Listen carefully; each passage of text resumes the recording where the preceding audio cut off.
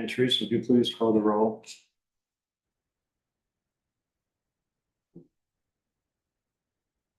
Trustee Cook. Oh, yeah. I'm sorry. Trustee Virgo. Trustee Gray. Yes. Trustee Johnson. Here. Trustee Lazio. Here. Trustee Virgo. Here. Trustee Lori, the Lion. Trustee Pandolfi. Yes, I did make it. Here. Trustee Step. Trustee Thies. Yes. Trustee Weiss. Rita Weiss. Yes. Rita. Yeah. That's a trustee. Trustee Wilson. Trustee Wyckoff. Here. Yeah, form. Okay, thank you. Thanks. The next matter is to approve the agenda. Could we have a motion for that, please? So moved. Second. A second. Any discussion? Okay, Teresa, would you please call the roll on this? Trustee Wyckoff. Aye. Trustee Weiss. Aye. Trustee Feast. Trustee Step. Trustee Pandolfi. Aye. Trustee Lazio. Yes. Trustee Johnson. Aye. Trustee Gray. Yes. Trustee Cook.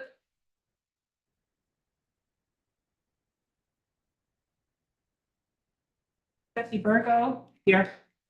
Aye. Trustee Cook. He's coming in behind you. Guys. How do you go for the approval of the agenda? Yes. Motion carries. Thank you. The next matter is to approve the minutes from the previous budget process meeting, which was last year in May. Would you motion to approve it? I move for the approval of the minutes of the May 9th, 2023 meeting. Second. I'll second it. Discussion. Okay, Teresa, you please call the roll on this. Trustee Virgo. Yes. Trustee Cook. Yes. Trustee Gray. Yes. Trustee Johnson. Aye. Trustee Lazio. Yes. Trustee Pandolfi. Aye. Trustee Thies. Aye. Trustee Weiss. Aye. Trustee Wyckoff. Here. Or aye, sorry. Motion carries. Yeah, I believe there are no visitor comments, and let's jump right into the work session. All right, I'm gonna transition over here because I have a little bit of a presentation for everyone. Everyone doing today? All Very well. right. All right. Take a swig of water. We got a new ice machine in our little kitchen area. It's wonderful luxury to have here at headquarters. So, welcome everyone to our first step in the fiscal year of the 24-25 budget process. Over the next 3 months, we'll refine, propose, and ultimately approve final budget for our library system. That budget represents more than numbers and dollars. It will serve as a roadmap for our future.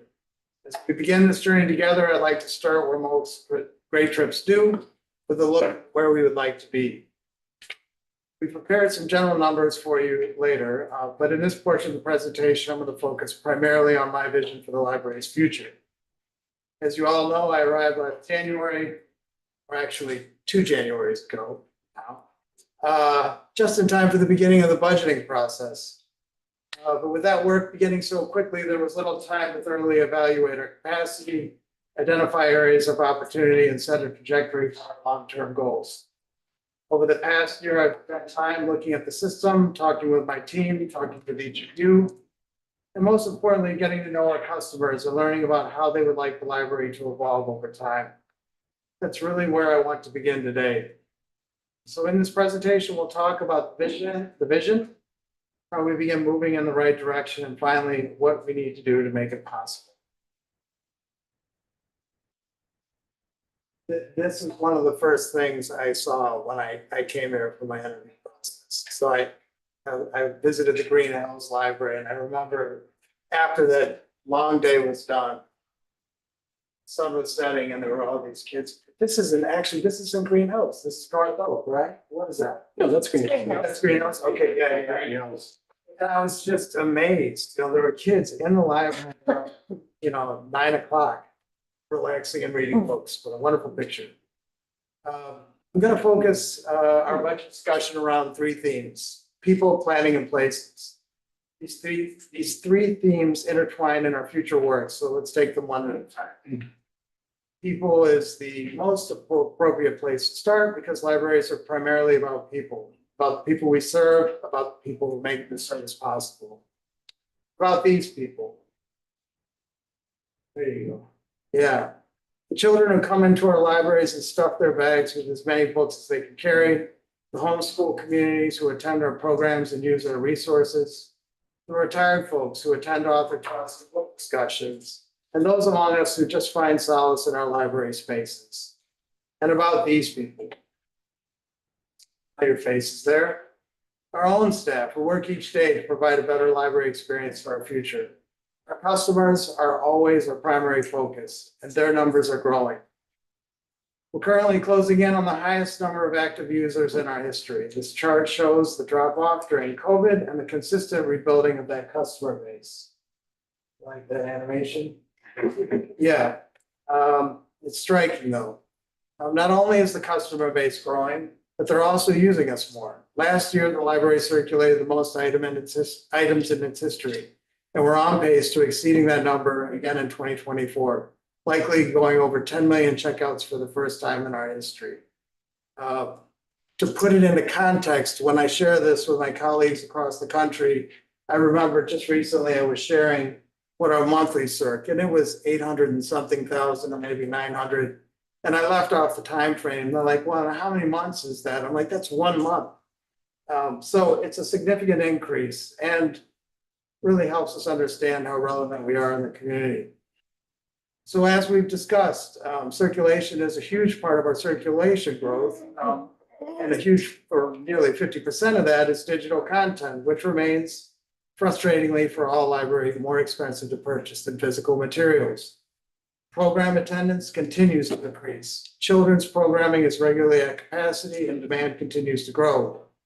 I'll talk more about our new community-led model for programming in a bit, but there remains a need for further investment in our core programs, especially those aimed at fostering early literacy. And because of our capital investments, we're seeing our building used more and more. Meeting room use has exploded over the last 3 years. I've talked about this before, but as you can see, we're positioned to experience a usage level 6 times higher than what we saw in 2018 and 2019. We want to see that pace of growth continue, and to do so, we're looking to remove barriers to better serve our communities. Doing that means an increase in staff time to care for the rooms and increased maintenance costs to care for heavily trafficked spaces. We believe doing this is the right thing to do. After all, the taxpayer paid for it, it's theirs to use. Our libraries are anchors of the community, and we want those spaces to be freely available and used as much as possible. All of this shows that our community continues to invest their time and energy in this. So we must also invest in providing them with high quality services and resources that they deserve. This means that we need to maintain much of what we currently do despite higher costs. But I also think it means creating more opportunities for our community to shape their own library experiences. I've spoken with each of you at various points throughout the year about my desire to strengthen the connection between our community members and our branches. I'm sure you would all agree. I mean, I really appreciate what Tiara Dixon shared with us last month about the ways in which her branches interact with Camden Point, Dearborn, and Edgerton communities. I believe it's important that we use her work as a model to create more opportunities for meaningful engagement with our community partners. So we've made good strides in that direction. Our new reader engagement department combines reader services, youth services, and programming staff, and it aids us in the efficient delivery of culturally relevant programs for people of all ages. Over the past year, I've also appreciated the deep roots that our library has in genealogy and storytelling, which fills a unique role in our region. I want to further that work by positioning Mid-Continent Public Library to be the voice of our service area. telling our story in a way that truly reflects the values and characters of our region. A little later this evening, I'm going to share a video with you guys. It's part of a series that we built out over the past year. It's called Nice to Meet You. It's wonderful, but I'll let you judge for yourself. It's a preview of a series that staff are creating, tell stories of people from our area. It's one way that we can help build community in a world where there are fewer opportunities to do so. When you talk to family historians, you realize that the work isn't just about dates or ship logs or cemetery maps.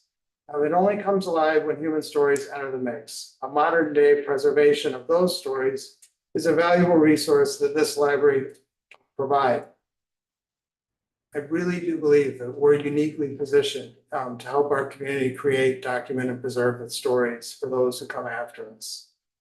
The content that we would digitize will offer an authentic record, uninfluenced by media bias or political agendas, a true picture of what it's like to work in this region. Many of you were there for my initial interview over a year ago, and I remember posing the question to you guys saying, what should an outsider like me take away from the things they read online? And it led to this great conversation, but it was kind of a leading question, and I had the answer in my head already, like, not much. It doesn't tell you much about who we are and what our values are. It only tells you what the values are of the media outlet that wrote the article. So what I'm proposing is that we begin to really tell the modern story of Platte, Clay, and Jackson counties. So that's how we plan to engage and serve our people. But to do that, we must also focus on the people we depend on to provide service every day. We got here. Oh, yeah, got her. They're the people you've met at board meetings over the last year. They're the people you see in branches every day. And they're the people here in this building working behind the scenes to support the entire library system. We've been working over the past year to ensure that our structure is as sound and as efficient as possible, so that any personnel investment we make is able to align with our vision for the future. We've undertaken some restructuring to invest in areas that will move our system forward. By restructuring several departments and repurposing existing positions without adding overall headcount to my note, we're continuing our commitment to ongoing evaluation of structure and capacity. When positions are needed, we weigh that request against its alignment with goals and needs. Some of these, like the 2 finance department positions, are a result of a need to modernize a system that has been largely untouched for a number of years. Others, like the digital media position, come from the aspirations we're laying out for the next few years. Again, just all of the new positions created in 2023 and 24 came from attrition or reallocation of current positions. But we're very close to that position limit, and we may need to revisit the cap to achieve our goals. Excuse me for one moment. I learned from Tiara, take a sip during the speech. And while we talk about these positions, we must also keep pace with competitive pay, especially for our frontline staff. Recent budgets have given us the ability to make great strides on competitive pay, but environmental trends like Missouri's index minimum wage movement mean we must remain proactive on that front. We also want to work on building a more cohesive culture across our system. This is no small task when staff are in 34 locations, spread out over a region roughly the size of Rhode Island. But it's important for us to succeed at the highest level. That's another thing that just stuck with me from the moment I arrived. How do you shape a culture at this scale? And we have great plans to do that, and we're beginning that work in early April. And we'll tell you more about that as time comes, as time moves on. In this budget, we'll look at additional staff training opportunities, engagement tools that will allow us to get better, more thoughtful staff feedback. These offers will be led by Cody Crone. Cody, can you hear us? And maybe he doesn't have his mic on. Yes, I can hear you, Aaron. All right, shout out to Cody. All right, Cody recently became our new organizational communications manager, just one of the realignment moves I previously mentioned. And finally, we want to gauge our staff in new ways to take full advantage of their skills and creativity. The 800+ people who work for Mid-Continent Public Library are individuals with different experiences, values, and perspectives. We will become a more well-rounded and innovative organization if we afford them the space to explore their ideas. Within the budget, I will be proposing a program that allows staff to apply for internally funded innovation grants to pilot programs, services that will better serve our community. Allowing staff to pursue creative, thoughtful projects can invigorate those who care deeply about public service and library operations. This program will allow staff's collective expertise to produce groundbreaking system-level innovations. It provides an opportunity to embrace small-scale failure, which can be as instructive as successes, but are often avoided at a larger scale due to public scrutiny and cost. By giving our staff a chance to be innovative and experiment on a micro level, will stimulate growth and retain our best employees. Again, libraries are for people. So our plans for the upcoming year truly revolve around serving the people who support and utilize us, and subsequently the people who serve them. The second theme for the budget is planning. And this one is layered. So I've been here just over a year, and most of that year has been spent finishing up projects that have been started long ago. We've now had some time to consider what the future should look like and have prioritized this work and the goals presented in January. Many of these ideas, however, are at the very least multi-year. Thus, it's impossible not to recognize the need to make planning a significant part of our focus and investment for the upcoming year. This also means thinking this year about what resources we need in subsequent years to achieve the plans we're preparing. At the highest level, it's time for us to begin the process of reworking our strategic plan. The previous plan, which was put in place in 2018, was intended to carry the organization through the end of the capital plan. And now that we've reached that point, we can look forward to the future and how to focus our work on the impact we can make on varied communities. I would like to engage a guide to that process who can help us imagine possibilities, but who also understands the vital need of our everyday work. As you all noted in my goals for this year, alongside that strategic planning, we need to take a closer look at our library district and address underserved communities in each of the 3 counties. In areas like South Kansas City, we need to look at the partnerships that align with our mission and strengthen ties to key strategic organizations. Our Farview location is a notable example of a partnership that has proven successful and has potential for growth and replication. This will take thoughtful consideration and a close examination of needs. We began our work last year with a community needs assessment, but we now must begin to look outside to those who can help us chart a course. If these explorations suggest a course of action that requires resources, we need to be planning for where those resources will come from and how we balance them with current needs.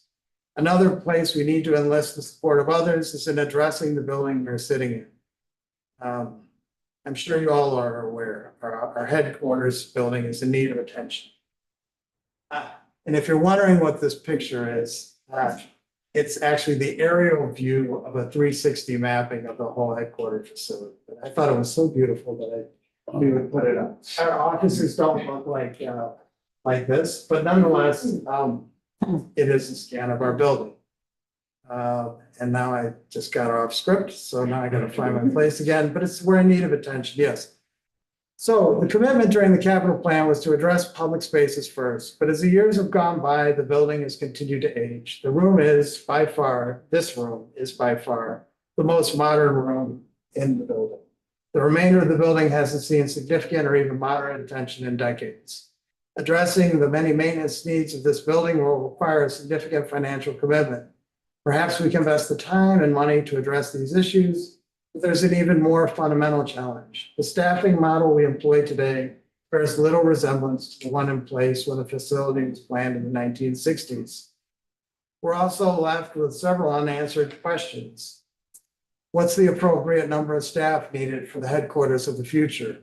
Should an investment of this size be reserved solely for staff, or should a portion of the building be open to the public? As I mentioned earlier, we've been working to realign staff to better achieve our vision, but the ability for that realignment to pay dividends is hampered by the building's physical constraints.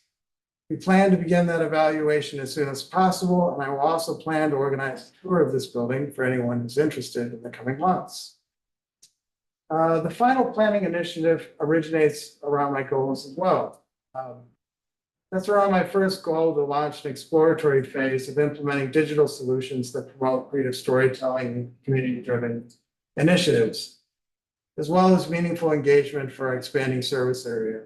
The goal calls for staff to present to the board a comprehensive report that evaluates the implementation of piloted digital solutions and creative storytelling initiatives, such as the video series I just mentioned. This report calls for staff to consider budget implications for these efforts in the future years as well. And lastly, oh, and by the way, that's from a yearbook at Raytown. And I love this gentleman's hair, so if you're gonna do nice hair. But I just want to be clear, when we talk about digitization, and after you watch this video, what we're not proposing is producing videos.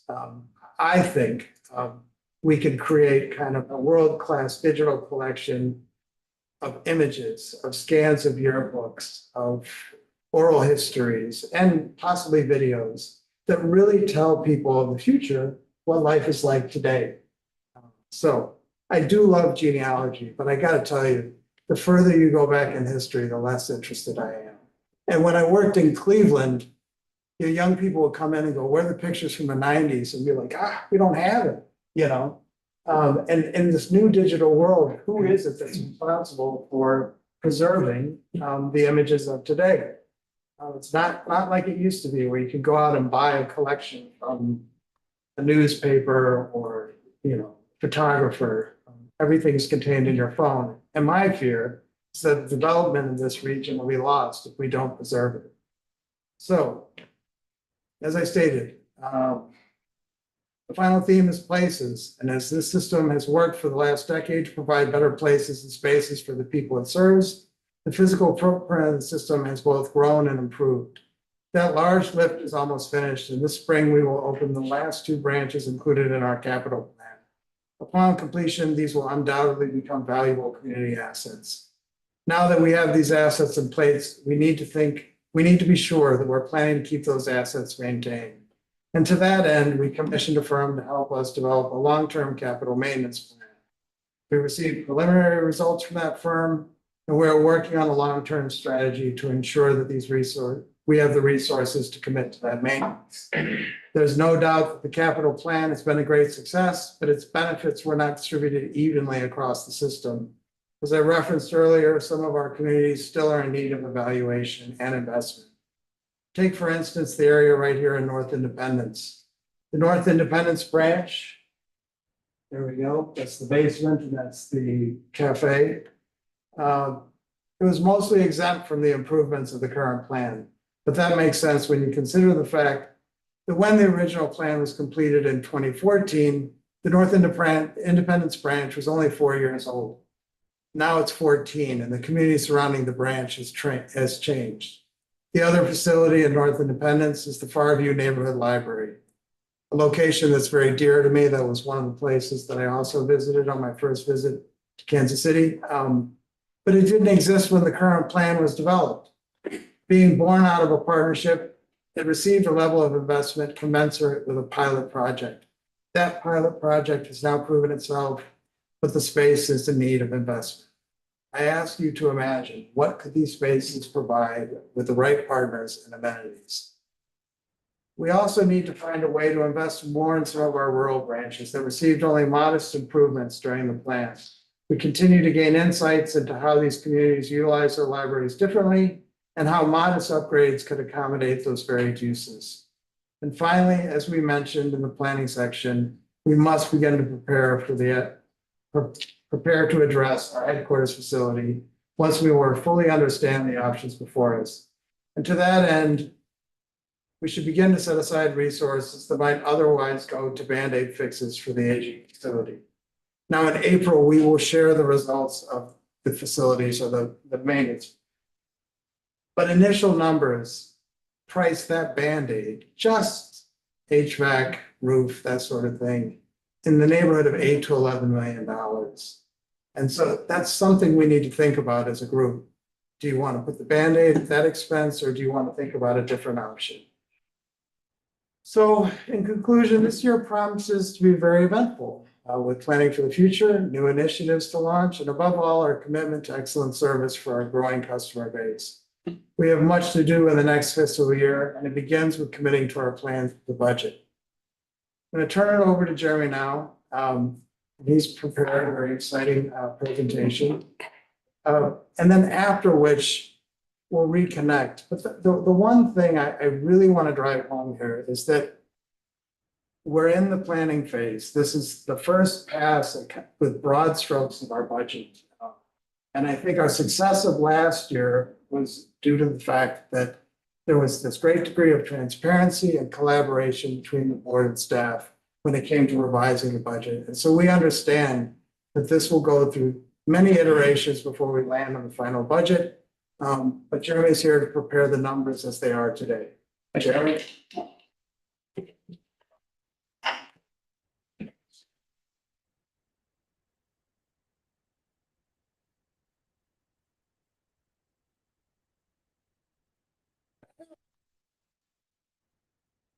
Good afternoon, everybody.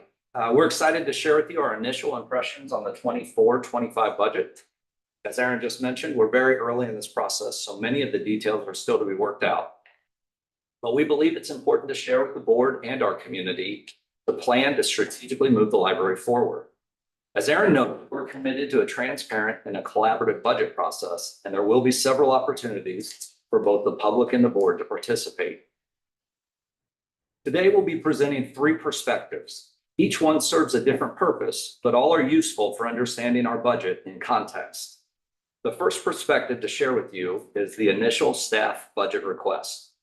We began this process by requesting that each team develop a reasonable spending plan to address their needs with no revenue considerations given. We did this to determine if there are any gaps in our current spending plan that need to be addressed in the future. This first slide that you're seeing represents this initial staff budget request. The top line represents staff wages and benefits.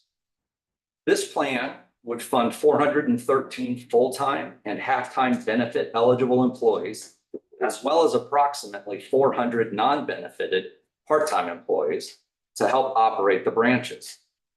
This plan also continues our commitment to the employees toward market competitive pay.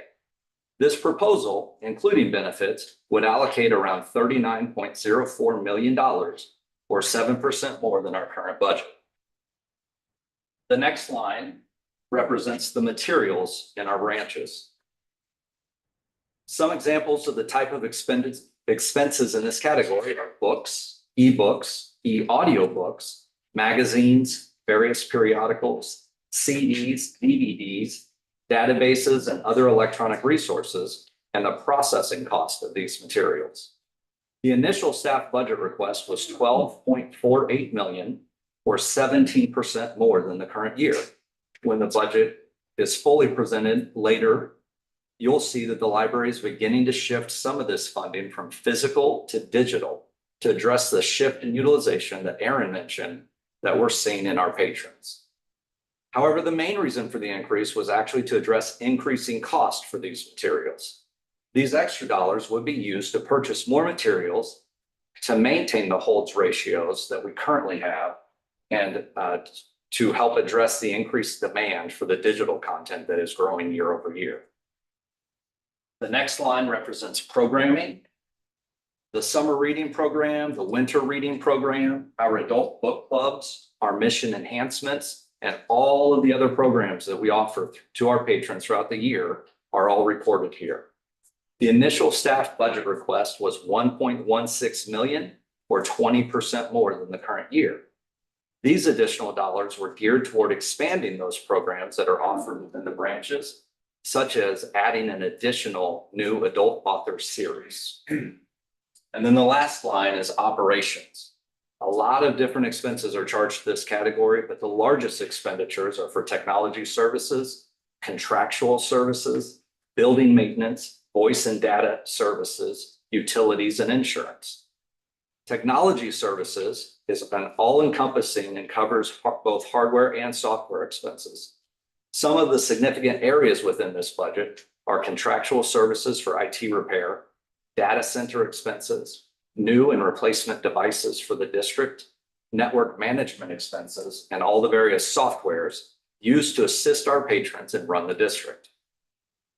Some of the new items that were included in the initial staff budget request were a website refresh, replacement of the patron self-checkout system, replacing the Woodneath book return system, and various security and network management solutions.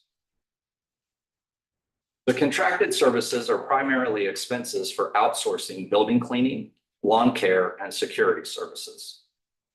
The initial staff budget request for operations was $13.84 million, which is about a 20% increase over the current year. So the total initial staff budget request was $66.53 million, which is about 11.5% above the current year budget, excluding the $9.35 million transfer to the capital project. Excuse me, sorry. However, as the leadership team gathered to review these initial budget requests, we all noticed that while all of these expenditures are good for the system, it did not provide us with any flexibility to work toward the goals that have been established. So we decided as a team that we needed to scale back on these expenditures, establish a baseline budget so that we could have adequate funding to plan for our future. Our baseline budget goes to our core services and the necessary costs to maintain those at their current level for our patrons. This next slide shows that second perspective, the baseline budget. You'll notice that most of the changes from the previous slide occurred in the materials section and the operations section. This was deliberate by our team as we believe that for our system to remain strong, the baseline budget should not reduce the commitment to market competitive wages and benefits that we have made to our employees. So the top line remains the same. The second line materials dropped to $10.81 million. While this reduced spending plan will not improve the hold times within our system, it does align our overall spending with historical trends. The next line, programming, was reduced to $1.06 million, which was mostly from reducing some of those expanded programs I mentioned earlier. And the last line, operations, was reduced to $10.8 million. This is where most of the reductions occurred. However, the reductions, as you'll see in a moment, are really the library opting to shift our focus from the current operation to, in a few areas, to invest in the future, as Aaron had laid out in his presentation. So some of those reductions were in technology services and building maintenance for branch support, as noted earlier, and will provide capacity for the capital maintenance plan and also a strategy for funding headquarter improvements, as Aaron mentioned in his presentation. We'll go through these recommended strategic investments in the next slide, but we think it's really important to note that this is a preliminary look at what funding of these investments could look like within the context of our budget. Those plans will have much more public and board participation as they are fully developed throughout the budget process. The baseline budget is $61.71 million, which is a 3% increase over the current year, excluding the transfer to capital, and a $4.81 million reduction from the initial staff budget request. This next slide shows the baseline with the strategic investments and is our third perspective. You'll note that some of these changes will appear minor compared to our baseline budget, but we think it's important to show the full investment of these goals. First, we recommend investing an additional $200,000 in the expansion of ebooks. This will help further supplement the increased demand that we're seeing from our patrons. Next, we're recommending investing $1.28 million in new and expanded digital initiatives. These dollars will help support Goal 1. We recommend the inclusion of additional staff to lead this effort, and we're estimating around $100,000 for the additional personnel. We're also estimating 1.18 million for the expansion of the technology services that I noted previously, as well as the startup costs for the digitization services that Aaron addressed. This full plan will be developed and presented to the Technology Committee in April. Next, we recommend investing $1 million to begin the future funding of capital needs for the branches. As Aaron mentioned in his presentation, Navigate has been working with us for several months and is close to helping us develop that long-term funding strategy. Over the next few weeks, we'll begin to formulate that plan for next year, and we'll gather board feedback on the plan throughout the budget process. Next, we're recommending $1 million to future planning and maintenance of headquarters. These dollars will help support Goal 3. As Aaron outlined in his presentation, we have concerns about this facility, but we also want to be mindful of the best use of our resources. So we need to study whether making all the improvements necessary at our current facility or finding a different location is more cost-effective to the district. These plans will be further explored by the building committee in April. Lastly, we're recommending investing $650,000 to explore the expanded services in our under-resourced communities, as Aaron mentioned. These dollars will help support Goal 4.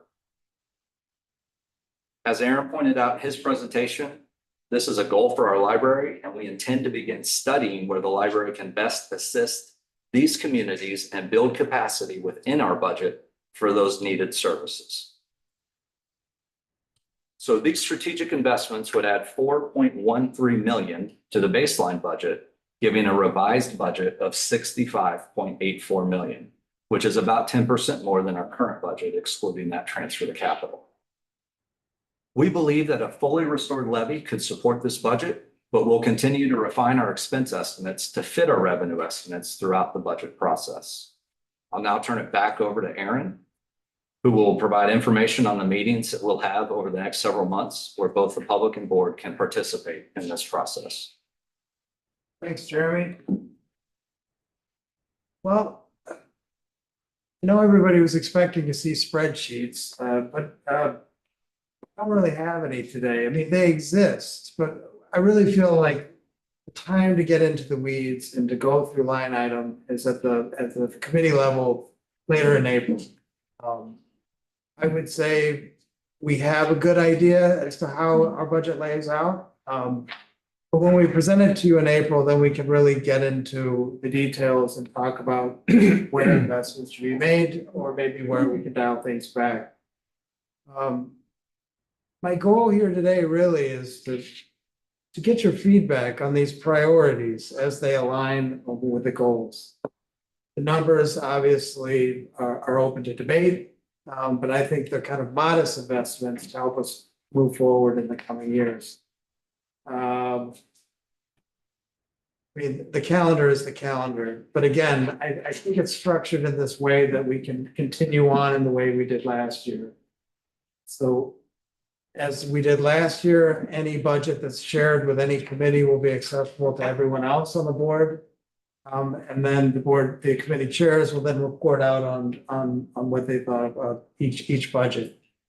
And from there, we'll kick it back over to finance to give a final review, and we'll have a special board session to go over the whole budget again in its entirety. And then hopefully, we'll have approved budget in June, and approve a levy that supports that budget in September. So that's that. What's the next slide? Just as a reminder, these were the priorities that I outlined. With digital content, I do want to say that the costs are rising. So even in our first pass of the budget, we had to take into consideration that ebooks and e-audio, the costs are going up each year. There's little we can do to stop that. But nonetheless, the demand is strong, and we want to meet users where they are and give them the resources that they need. The advantage to these digital initiatives that I outlined is that the ownership rests with us. We're creating digital content that's owned and preserved by Mid-Continent Public Library. To call ebooks or to refer to ebooks as being purchased isn't actually, it's accurate. It's licensed and it goes away. But investment in preserving our own history means we own it forever. And it's us who gets to tell the story of our community. The headquarters, the numbers are staggering. So we really need to think long and hard about what an appropriate plan of action is for this building. No, it's not falling down today, but that $8 to $11 million price tag I put on it all refers to things that are nearing their end of life. You know, such as our roof or the HVAC system or the fire suppression system. Absent from the budget is an investment in the HVAC system for the server room. I'm still on the fence about this one, but we're holding back on these investments until we really know what direction we're going. So that's something that the board should be aware of, that those expenses aren't included in this budget. But I'll turn it over to you. If you have any questions or feedback, I'm happy to answer any question I can.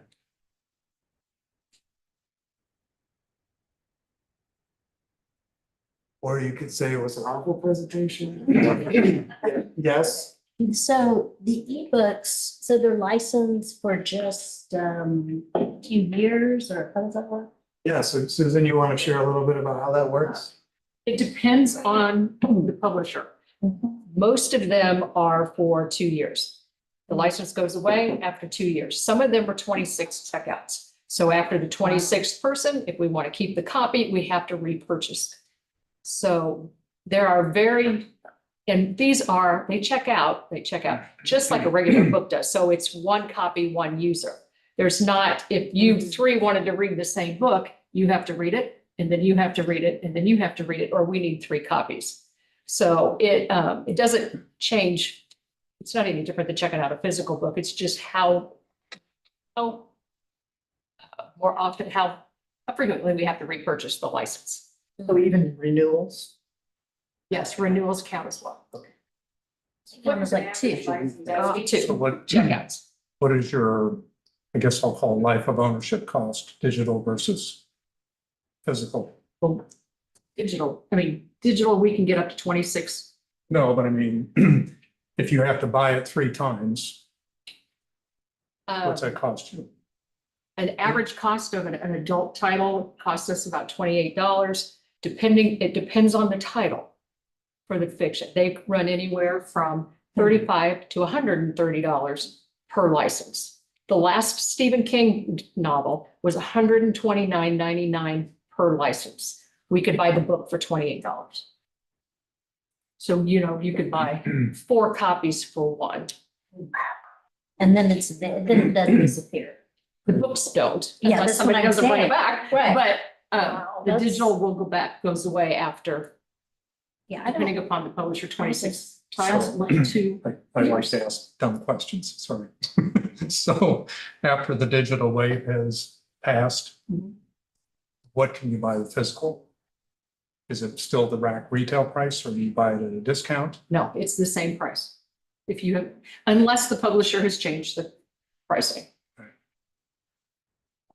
So we have to go through the publisher, correct? You do. When you look at those, like when the outsider looks at those trends, I think, oh, well, that means no one's coming to the library. And as we saw today, it's actually not true. I mean, maybe people prefer to read in that format. But our gate count is up and continues to increase each month.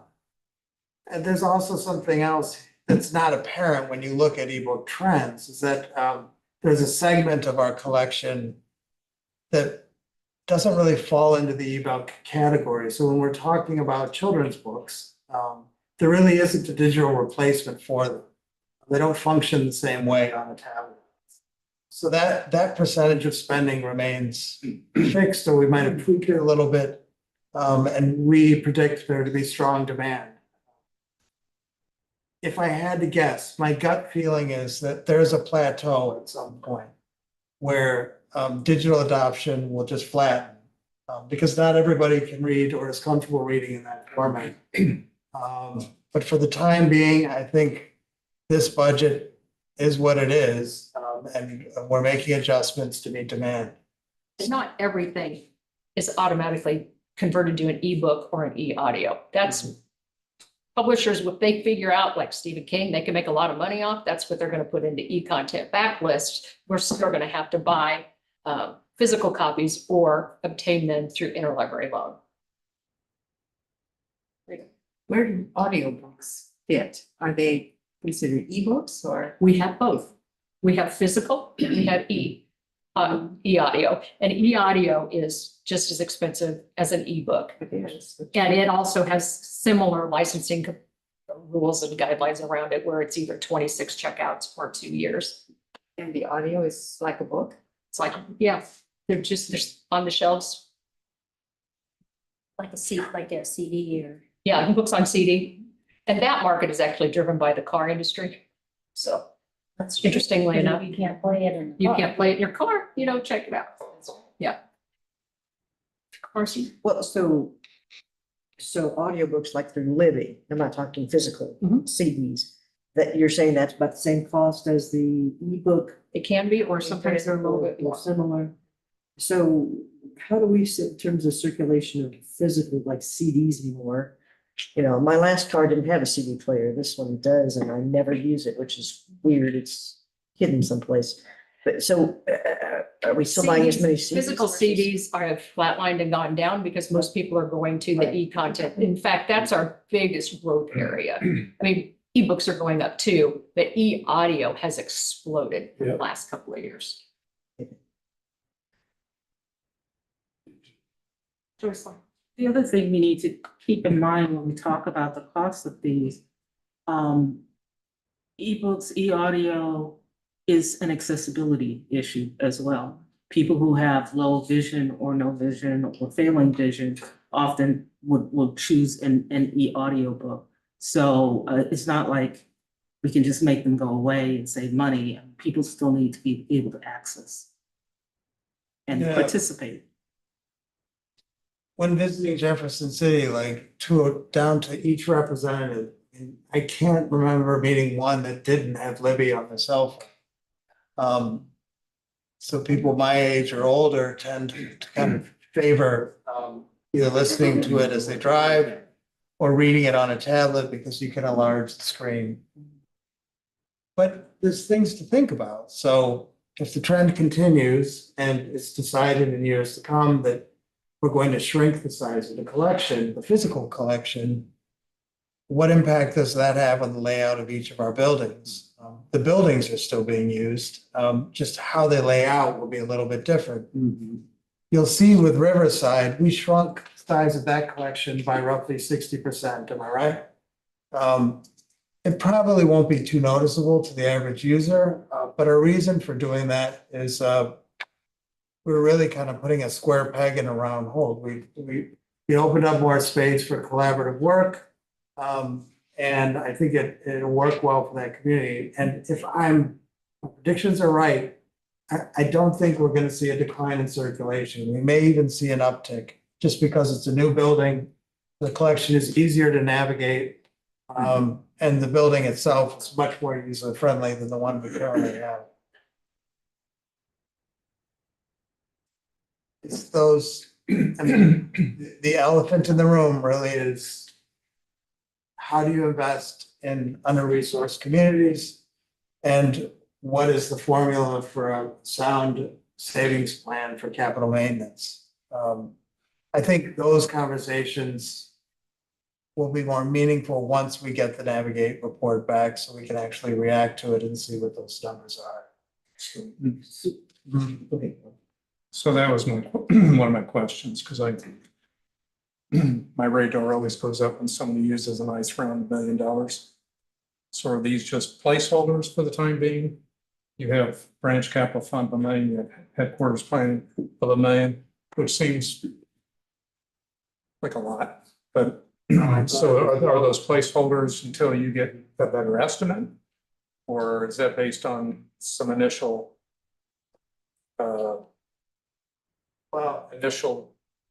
what I'll call hard estimates?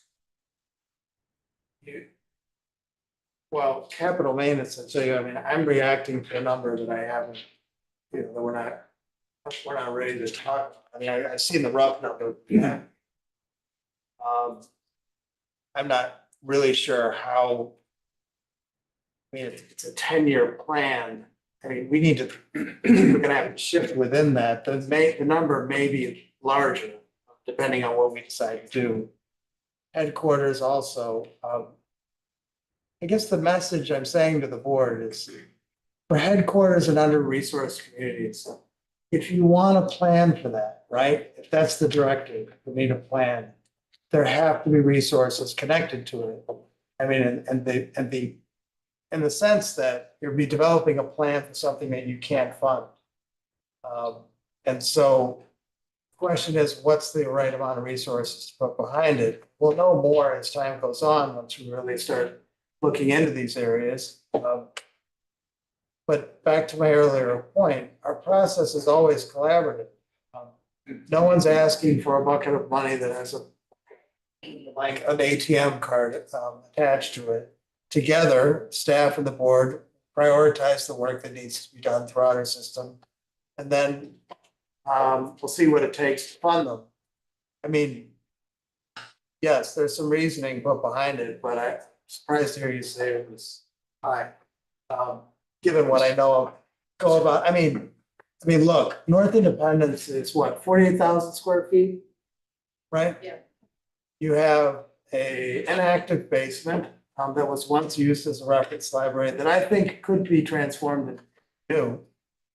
There's design fees there, there's construction fees to renovate that space. The same goes for the cafe. It's like a domino effect. If you activate that upstairs space by the entrance, then you have to take into consideration the periodical area, the magazine areas, the north, is that north? I get my directions. North area of the building. And how do you renovate that space as well? And we shouldn't forget, we just demolished a building and just left sod there. I mean, not left, but what I'm saying is that's another consideration for a branch like that. What are you gonna do with that space? Do you want to activate it? Do you want to landscape it? So right there, I mean, you're looking at a pretty significant investment in a building that's been neglected for a number of years. And when you talk about under-resourced communities, that community has changed. It's an area of really great need. And I think they're as deserving of a quality experience as residents of the Green Hills community. And the same goes for the people at Farview. Recently, I had a wonderful meeting with the superintendent of Fort Osage School District. Just to get to know him and learn more about the school system, but also to talk about that Farview property and what's the best use of it. It may be just, and the best idea might be to stay there, or it could be transitioning that service somewhere else where it has a greater impact. But this is the type of work that we're proposing right now. Charge. I'd like to get back also to under-resourced communities.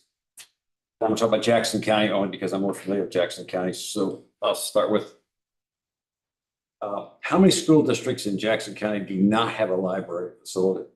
Our library for Mid-Continent. I can't think of one. They all do. They all No, I do. don't, yeah. Yeah. Well, I don't think Center does. Yeah, they do. Redbridge. Redbridge. Red Bridge is in the Center School District Yes, and Blue Ridge is in the Hickman Mills office. correct. Okay. So and I think this may or may not matter. What's the student population of Center? Is it like 2,600? Under 3,000? Oh, I don't have, I don't. My point is that probably the library, if it's student oriented, is that probably the library that Center students would go to is Red Bridge? Probably. Yeah. And I don't think it takes too long to get there. I realize school districts vary by size. And I assume then that Blue Ridge is probably like the home library of Hickman Mills. Yeah. So I guess and we don't need, whenever we're gonna talk about it, I don't know what under-resourced communities are in Jackson County. And I don't know if anybody wants to answer that or not at this point. In Jackson? Jackson.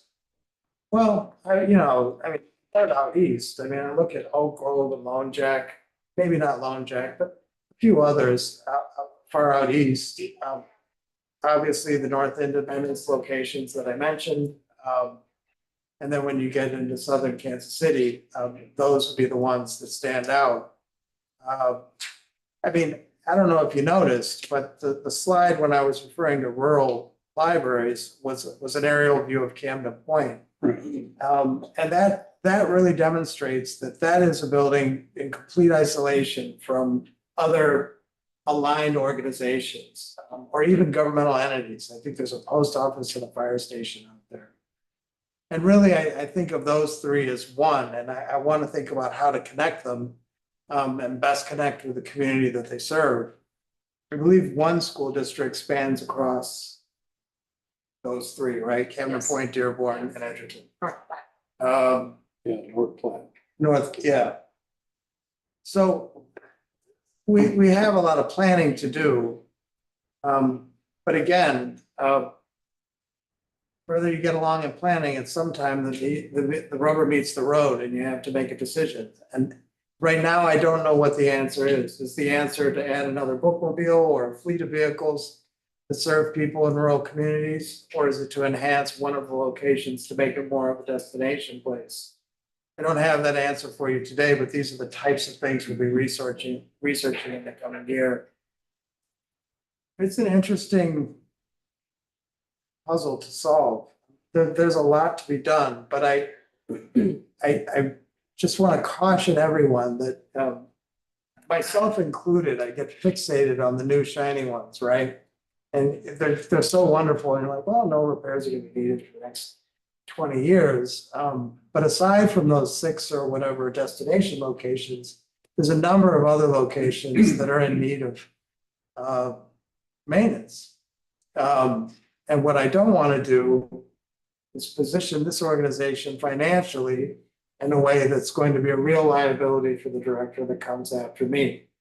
Because who was I talking to? I was talking to someone about, like, you visit like a city hall, like in Philadelphia or wherever, and you can see that they've spared it maintenance for so long that eventually it becomes so overwhelming they have to go back to the taxpayer to make upgrades, you know? I won't point any fingers, but it's very common in cities all across the country. Yeah, and we are a world-class organization, and I wouldn't want us to be in that position. Because I most certainly do not want to go back to the taxpayers to ask for an increase in our approved levy.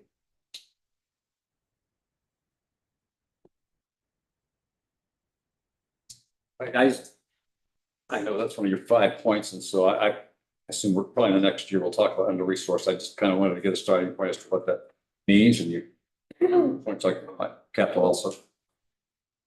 Yeah, I think in Jackson, I think every school district probably has a library. In Jackson. Yeah. I think so. One more point, I'll stop making points. But a fifth of our full-time staff roughly work here in this building, you know. And I mean, they do an excellent job, they're productive. But the space is confining, and I think really does limit the ways they can serve library system. It's a huge chunk of people. And over the past year, with the help of Richie and with Jennifer, we've really evaluated capacity and tried to make the best of what we have by reallocating resources or leaving positions unfilled. I've thought, well, you could, you know, like, what's the breaking point? And I would say, when Jennifer and I have been going back and forth for the last month, I mean, incremental changes to personnel costs at headquarters end up yielding like maybe a fraction of 1% at a real cost to the end user. So it's something to think about. When you look at those bars, you're like, well, they're relatively small and, you know, in comparison to the overall budget. But if the thought is that you can keep tightening the belt to make up that gap, I can't really see a way that we could do it right now without it having an effect on our community. So that's my professional opinion at this point in my history here, but, I mean, it's been a very informative year, and I really am amazed at what this library system does with the amount of money it has at its disposal. By comparison, where I came from, their operating budget is way above ours, and it's a smaller system confined to a single city with fewer number of branches.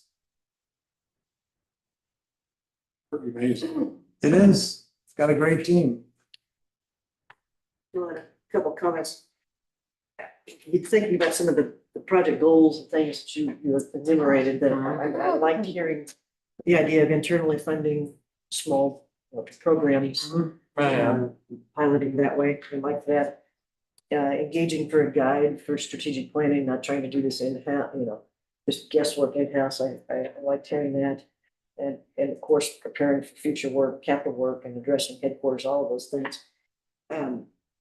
I'm wondering, you know, we're now closing in on the fourth quarter of the school year for the independent school district that made a dramatic shift from 5 days to 4 days. And I'm wondering, you know, at some point, not today, guess what, but to hear from our staff and the, you know, north and south branches and to some degree Farview, because you have independence district kids that live out that direction.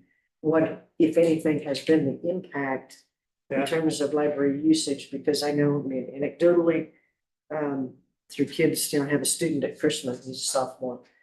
Kids don't have access, a lot of kids don't have access to the internet now on one of their days a week. And has that brought them to the libraries is all, that's what I would be curious to know. Also, at the interiors of those buildings, you know, just sort of, I looked at William Christman's library a couple weekends ago when I was there judging for debate tournament. The library compared to what I remember when I was a younger person and judging there from my first child, you know, 10 years earlier, that library and their facility seems hollowed out. They have very few physical materials compared to what I recall before, because they're using their library space to accommodate classrooms. Students are coming in, primarily their college level coursework is done online. So there's a lack of material in those spaces, and I'm wondering, as we project into the future, what is that impact going to be to our facilities and demand on our physical collection as kids don't have access in their own buildings anymore to that? So there's just some things that are bouncing around in my head as we look forward. That's a very, For that strategic planning, I'd like to kind of be thinking about, you know, I don't think, but we could see other districts move toward a shortened school week. I don't see that from what I'm hearing. But certainly Independence is locked in for a couple of years probably. so we just had a meeting this week with Richard's team about this very topic. I do have opinions about it that I'll save for another time. But what was reported is both branches have seen a significant uptick in use on Mondays. North Independence is well beyond capacity. And we're working on a plan to meet the students where they are. We don't present ourselves as a replacement for school. However, we have very large groups of young people coming in looking to be engaged on Mondays, beginning at, I think, roughly around 1 p.m. Is that right? When we were actually about 11:30, right? And so we do need to make adjustments for at least one of the branches, because they're understaffed and under-resourced when it comes to serving this population. The same holds true for homeschool communities. They use a number of our branches. In East Lee Summit, that community is very large. And when it comes to our story times, I'm hearing from a number of our branches that they're beyond capacity. That they simply can't, under current staffing models, add additional story times without relieving one person from a service point on the floor. So it's a good problem to have, but you really have to think about how you serve the community with the resources that you have. I think that this plan will help us in that regard. But yeah, we'll learn more as the year goes on. Yummy, I think you had a question? Well, I did, but I was just like with what you were saying that like with story times, just, add more story time. I know that there's especially homeschoolers or even some moms very talented in that. So I mean, sometimes it's also engaging the community and allowing maybe a community-led, story time. There's creative ways to, if you don't have the staffing, creative ways to think with involving the community in that. I had one other question and I was so listening, engaged in the I forgot my own question. Yeah. Well, okay, yeah, I remember. Okay. So regards to what's happening at headquarters, was there a conversation we had another time that maybe possibly some of the things that happen here could be happening at other places? These are all ideas that we're considering. I mean, when I referenced North Independence, yes, there's areas there that could be repurposed. But again, you want to be thoughtful and really intentional about how you do this. I mean, I think there are groups here that would welcome the idea of working out in the community. And I think the majority of the senior leadership team kind of share my opinion that there's something lost in not being connected to the community you serve. This building, you walk in and there's a little waiting area. But other than what we see passing by our windows, we're not really engaged at this level. And I think there's a lot of benefit from rethinking how this building lays out and whether or not there should be space available to the public. I'm not proposing another library. I'm just saying a way for the public to use the facilities that they've invested in, so. But to answer your question, yes, all these things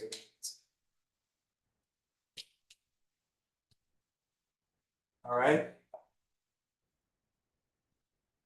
Well, I mean, I think this was a rewarding conversation. I mean, the details will come. I mean, we're working diligently to provide you with the details that you need to make decisions about the budget.